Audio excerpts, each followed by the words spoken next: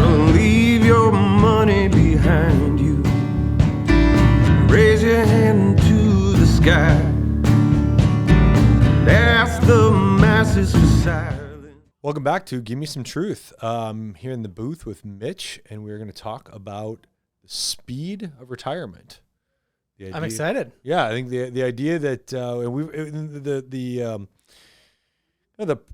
where we come up with this idea is that we've heard from a lot of clients in the last maybe handful of years that maybe retirement wasn't exactly what they thought it was going to be.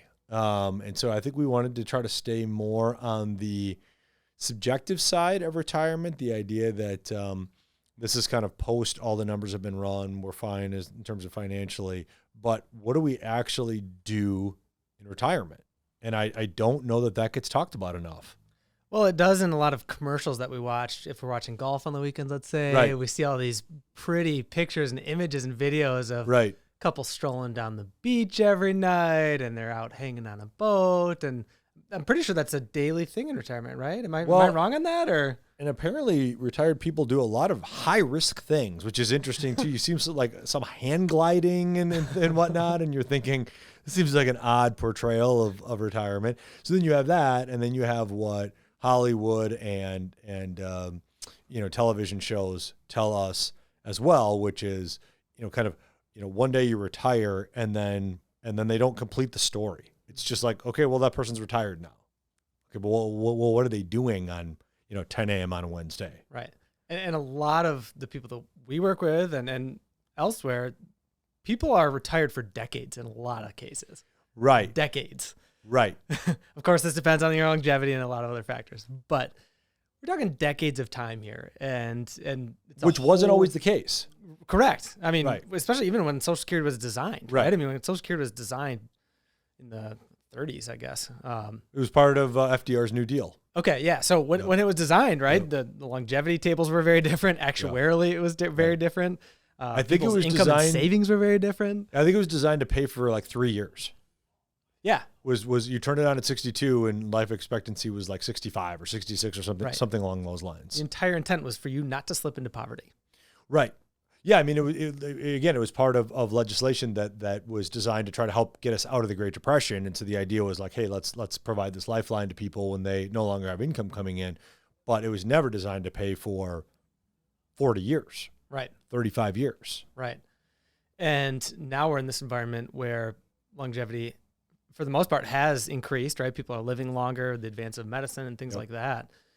And people's portfolios need to last longer. Right. And, some of these kind of dreamy, endless beach vacation. Yep. Sure. Maybe for the ultra high net worth, maybe they are doing those types of things, right? But for kind of a typical retirement, that's not always the case. And we hear so many things from many different clients, on how they're spending their time. And then furthermore, for the pre-retirees that we're working with, and our job is to financially prepare them for that time. But then there's this non-financial piece of, hey, you still, and we can't necessarily help directly with this, but we should encourage them that there's a non-financial piece that you need to prepare for. Yes. Whether it's just having some sort of schedule or idea of what you're going to do spending your time in retirement, because there's an initial period that might be wonderful. Maybe you do take a huge vacation, celebrating, right? Do something with your family. Awesome. Those are all good things. Eventually that dies down. And for different people, it could be several months. Yep. It could be a year. Right. By the time they realize, okay, we're in this new phase and I all of a sudden have nothing to do with my time. Yeah, exactly. I want to go back to one of the points that you made earlier. The idea that you could literally be retired for longer than you were working.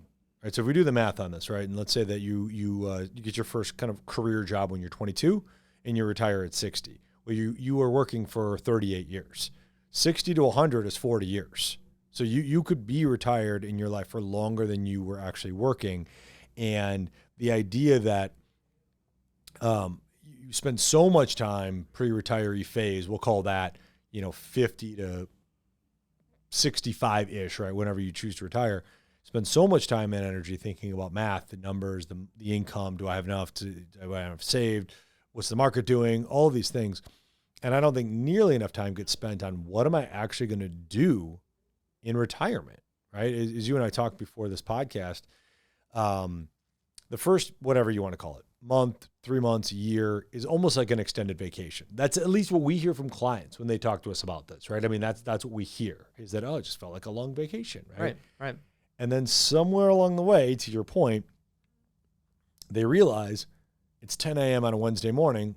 What am I going to do to fill up the days? Mm-hmm. And the analogy that I thought of on this was I just came off of a golf trip to Michigan, which you were invited to, but then did not go on. And I did not go. I think if truth be told, you're kind of frustrated that you didn't go on that. You know, it made me feel FOMO. Is there FOMO? Is there fear of missing out that you didn't? No, not as much as I thought. Oh, interesting. And so strangely enough, to the detriment of your last round of golf, that made me feel better that your last round of golf got rained out. Oh, there you go. And I'm sorry to throw that out there. I can appreciate that be the case. Absolutely. So on our trip over to Michigan, 7-hour drive, you're driving 70, 75 miles an hour for so long that it feels normal. It feels comfortable, right? The traffic all flowing at the same speed kind of feels normal. And then you pull into a town or getting close to your destination, you go down to 45 or even the 35. It feels like you're just crawling along, right? Because you're so used to going at that speed. And I think honestly, that is the most kind of paralleled analogy that I can come up with from what we hear from clients is that you run at a certain speed during your work life that for most people, not everybody, but for most people, their retired years do not run at that same speed. And I don't know that people understand that they kind of need to downshift their mind and their thinking, because if you don't do that and your mind still thinks we need to be going at our quote work speed, you're going to be in for a little bit of a jarring realization when you get into retirement. Totally. And the way you think about things, and I'll use money as an example. If you're making some sort of purchase, some expenditure of money, the way you think about it, the speed of that changes as well. Right. Right now, right. All of us in this room, we're working, right? If we have a purchase of something that's $50, let's say, that we might not think twice about because it's going to maybe make our life easier or save us some time. It could be $50, $100. We might not think twice about the purchase. In retirement, fixed income, all of a sudden you have more time to think about that $100 expenditure. Right. Oh, is this worth it? Is it not? Should I read all our reviews? Do I need this? Whatever it is, right? And so even just the mindset totally shifts too. Yeah, and I think ultimately what we want people to think about, if they are watching this podcast, or we're gonna write a blog after this too, and potentially even have a follow-up podcast to this, is just that idea that we do need to put some time and thought and effort into what are our days going to look like and how are we going to derive fulfillment and almost more importantly, identity out of retirement. Because I think that for a lot of us, our careers and just the interactions we have with our coworkers and kind of that normal schedule, our routine that we get locked into, that provides us identity, right? It's kind of what we do. You go to a dinner party. Oh, what do you do? Oh, I do this, right? It's your identity. I don't know that people understand the fact that doesn't go away in retirement, that need to have identity.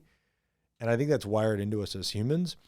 So if we don't think about that, I think it could be a very jarring transition into retirement and potentially even make retirement very much not what people think or want it to be. Mm-hmm. And there can almost be some resentment that gets created from it. Of like I said, spent my whole life saving and waiting for this time, and then I got here, and boy, was this oversold to me. Right. And I think that people don't quite understand that can, not only can that happen, I think that happens a lot more than people want to admit.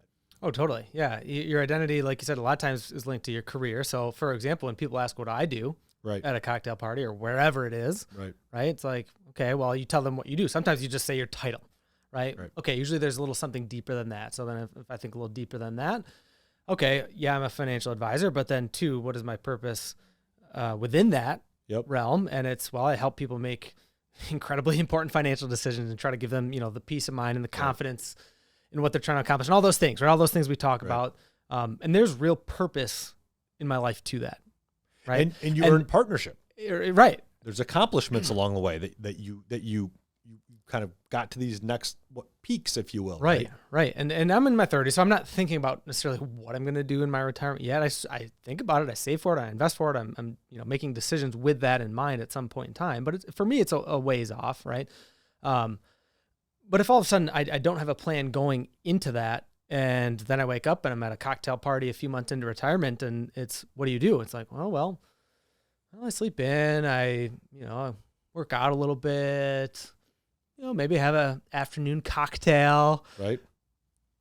To me, it's like, I don't know what kind of purpose there is in that. Right.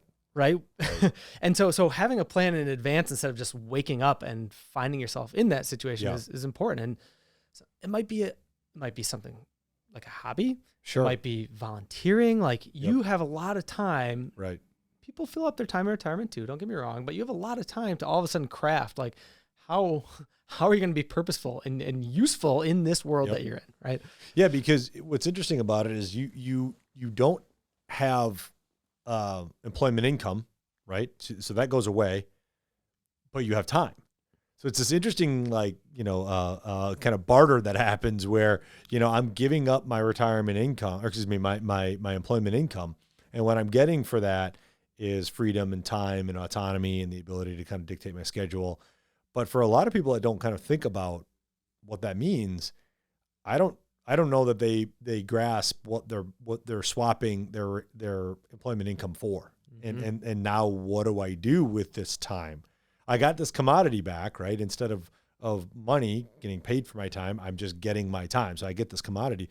But if it's not a commodity that I really wanted or thought about how I was going to use, not only can it not be a valuable commodity, it could potentially be something that creates almost a level of frustration of what do I do with my time now? Yeah. And what are some of the things that you're hearing from clients, that they're spending their time in?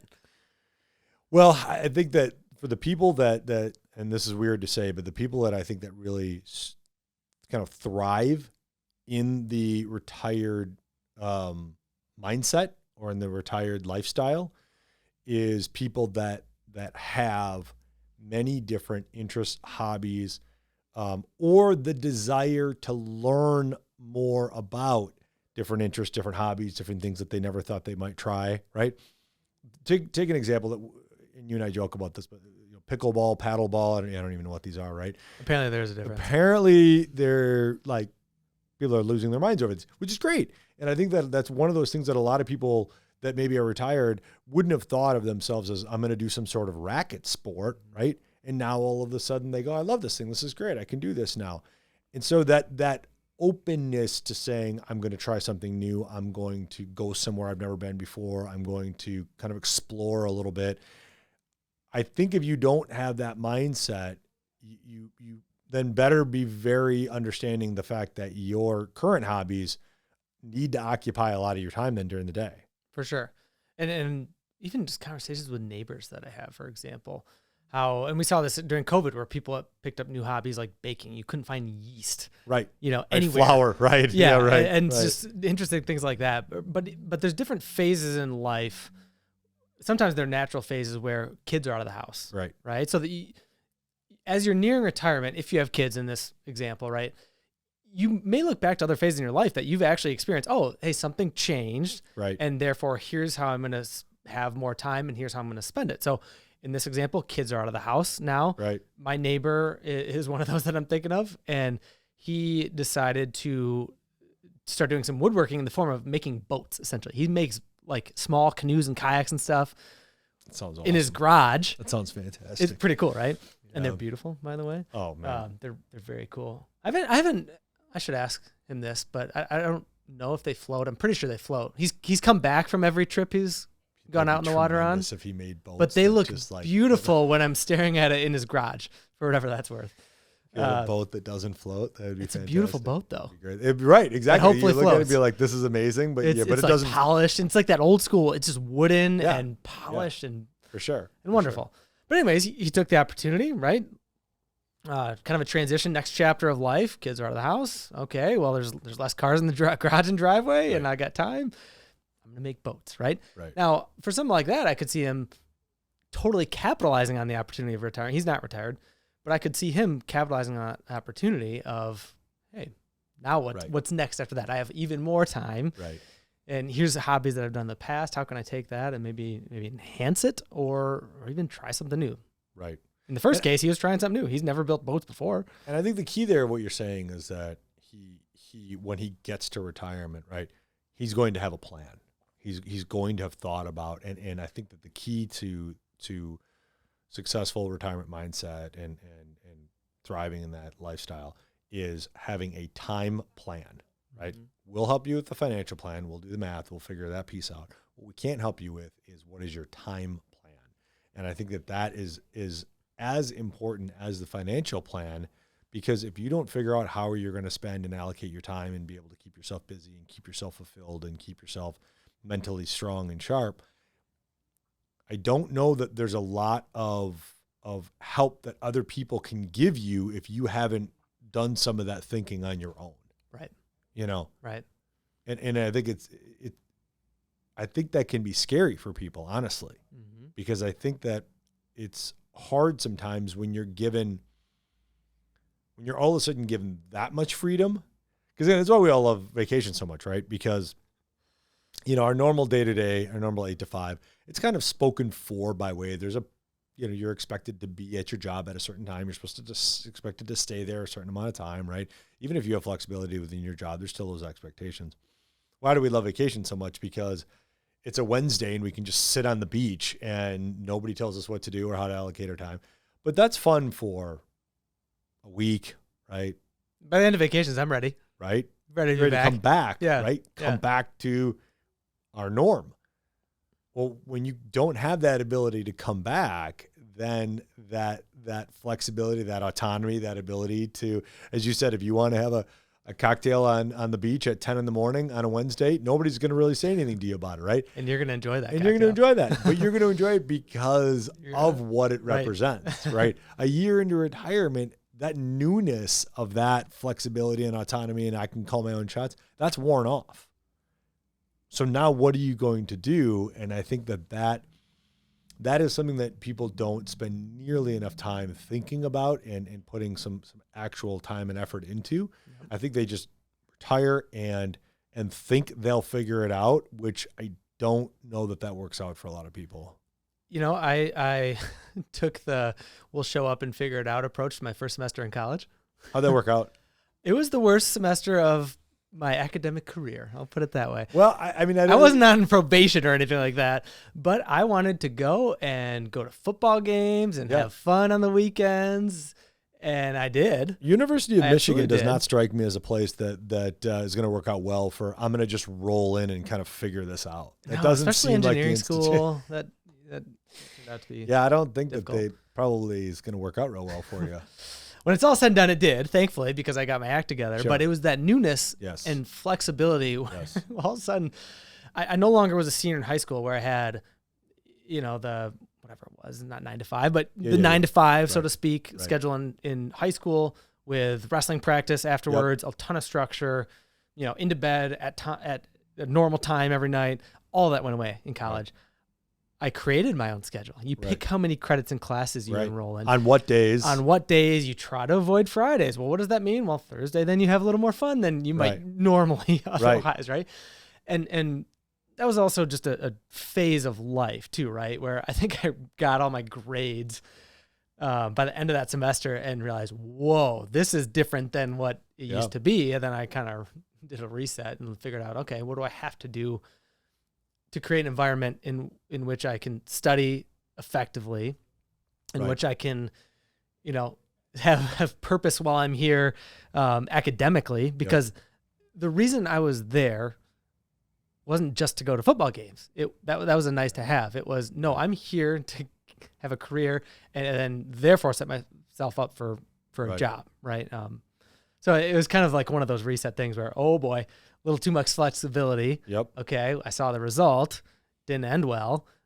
And then from there, it's like, all right, let's get a little structure back into place here. Yeah. And then from there, I think the rest of college worked out. Because you kind of reset your mind, you created a new normal, right? Yep. And I think that that's what a lot of people in retirement don't think about, is that you're entering into what's going to ultimately be a new normal, and you need to create what you want that normal to be. Because in retirement, you're still going to take vacations, right? So you're still going to have that enjoyment and that kind of that excitement of going to a new place or going to a place that just, where you have that a little bit more of that just kind of excitement built into each day, right? Because those things will still happen, but it's the day in and day outs in retirement that's the new normal. And I don't know that people think about how they're going to occupy themselves during those times. And you brought up a good point earlier, which is really interesting because of how just bizarre the whole event of COVID was in general. I mean, it's just such a jarring event for all of us. But in a weird way, it did help to kind of illustrate for us what it's like when we can't go to the office every day, or we can't go to our job location. We can't be around our coworkers in a physical, space, and what that's like, and there was a lot of people that struggled with that, and not that retirement's going to feel like that, but it is going to feel different from the standpoint that you don't have that ability to just get up and know, okay, I got to get out the door by X time because I got to be to the, blank by blank time. That's not a case anymore. And so I don't know that people think about retirement that way. And consequently, we hear from clients that it maybe isn't what they thought it was going to be. Mm-hmm. And I'm sure you've heard that from clients too. That phrase, how's retirement? Oh, it's good. Mm-hmm. It's not quite what I thought it was going to be. Yeah. Right. Yeah. There's a lot of time. And we talk about kind of anticipating and planning something to do, in retirement. And it's kind of similar to what we talk with clients all the time. You should have a plan. That doesn't mean the plan's going to go according to plan. Sure, absolutely. But have a plan, right? Right. Right. And that's one of the core things of what we do, right, is helping people plan. And you can, as you're nearing this retirement phase of your life, if for some it's in the late 50s into their early to mid 60s, some work until they're 70, right? Or beyond even in some cases. In any event, as you're anticipating kind of hanging up the cleats and really going into that retirement phase, try something, right? Right. I'll use an example. My dad is in this pre-retirement phase, and he bought a new set of golf clubs recently, due to my urging, by the way. I'll take credit for that. That's a big step for your dad. And it is. It's a big step for him. He golfed in high school Sure. on the golf team, Sure. and then took, I don't know how long it's been. He's taken quite a break, years and years and years Sure. from golf. And he bought a set of clubs, and now, as he's in pre-retiree age, I'll say, he hasn't worked on Fridays in the summer. Sure. Right. So that's part of how he burns his vacation. He just doesn't work Fridays in the summer. Yep. What he does then is every Friday, and it's been consistent for a while now, he goes golfing with my nephew, his grandson. Yep. Right. And they just hit 9 holes, go to some muni track, Yep. close to town there. And my point in saying this is, okay, he found something to do. He's executing on it before he actually retires. Yep. Surely that's not going to take up all of his time Sure. in retirement, but it's something, right? And then it's kind of one of those things that as he continues to do it with his grandson, Yep.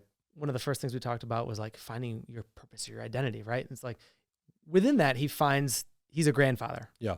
Right. Yep. And then he gets to experience that moment with one of his grandchildren in this scenario. So it's kind of cool to see in real time, just Yep. from a family perspective. He's over in Michigan, I'm in Wisconsin, but I see it, somewhat Yep. from afar, and talking with him and talking with my nephew, and they both really enjoy it, and it's fantastic time spent together, right? And that's just one little thing that hopefully continues in his retirement. That might be, hey, that's the thing you look forward to on Fridays in retirement, or whatever day they Right. choose. So Yeah, and I think the point of what we're trying to get at here is just that idea that you put some thought into it and you kind of really think in terms of what are the purposeful things that I'm going to do, and it's not as though you need to occupy 8 straight hours of your Monday through Friday like a job would, but it's a little bit more of just kind of that realization that, hey, you're going to need something, and let's put some thought into that before they blow out the candles on your last day cake at work, right? And then you go, okay, now what am I going to do? And so I think that's what we're trying to get across, is just the idea that it requires, a purposeful and intentional level of thought and plan. And if we don't do that, I think we run the risk of being disappointed by what could actually be, a really great phase of our life. And so I think we're going to try to come back with another podcast on the similar topic, but maybe go a little deeper into some statistics and just talk more in terms of actual like logistics of how you can do some of these things. Because again, we hear from too many clients too often that maybe they're struggling. And when we hear that from clients, we want to be able to try to find that resource for them and be able to be a resource ourselves. So we appreciate you listening to this podcast and thinking about it too, because I think this is one that if you're listening to it, hopefully it's stoked a little bit of thought for yourself that maybe you didn't have those thoughts before. So hopefully that's what this did, and we'll hopefully be back with another one on the same topic here in the near future. And who knows, maybe it'll be an ongoing series. We'll see. Looking forward to it. Thanks for tuning in. Walkner Condon Financial Advisors is a registered investment advisor with the SEC. Registration with the SEC does not imply a certain level of skill or training. The opinions expressed by the participants of this podcast are their own and do not reflect the opinions of Walkner Condon Financial Advisors. All statements and opinions expressed are based upon information considered reliable, although it should not be relied upon as such. Any statements or opinions are subject to change without notice. Information presented is for educational purposes only and does not intend to make an offer or solicitation for the sale or purchase of any specific securities, investments, or investment strategies. Investments involve risk and, unless otherwise stated, are not guaranteed. Information expressed does not take into account your specific situation or objectives and is not intended as recommendations appropriate for any individual. Listeners are encouraged to seek advice from a qualified tax, legal, or investment advisor to determine whether any information presented may be suitable for their specific situation. Past performance is not indicative of future performance. Thanks for listening, and for further information, please visit WalknerCondon.com.